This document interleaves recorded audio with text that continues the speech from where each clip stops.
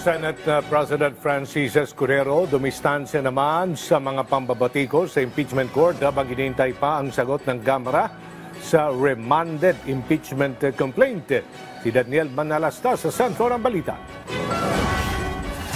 Wala pa natatanggap ang Senado na anumang pleading o formal na sagot mula sa Kamara kasunod ng mga ginawa nilang hakbang kahapon kaugnay sa impeachment ni Vice President Sara Duterte. Sabi ng presiding officer na si Senate President Francis Escudero, puro press release pa lang daw ang kanyang nakikita. Matatanda ang kagabi, pinagtibay ng Kamara ang resolusyong nagpapatunay na naaayon sa batas ang kanilang reklamo.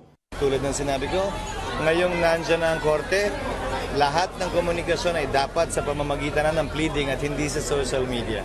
Sinagot naman ni Escudero ang pahayag ni House Speaker Martin Romualdez na lubos daw na nakakabahala ang ginawang pagpapabalik ng Senado ng Articles of Impeachment sa Kamara.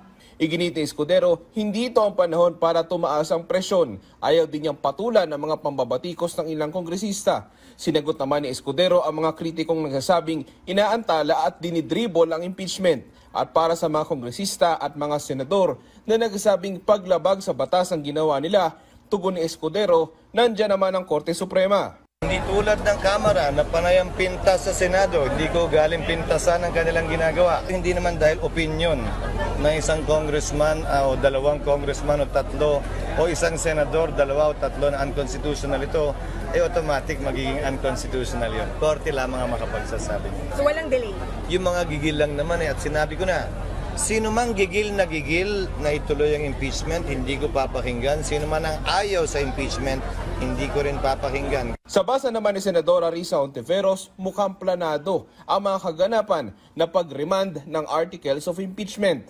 Well, lumalabas na may ganung plano, whether how long ago it was or how recently it was, nag-materialize dun sa proposed motion nila. I'm disappointed at the turn of events. Sabi ko nga kagabi, di ba? So read my face.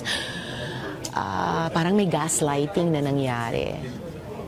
Hindi kaya gumamit ng iba't ibang mga salita para malito tayo.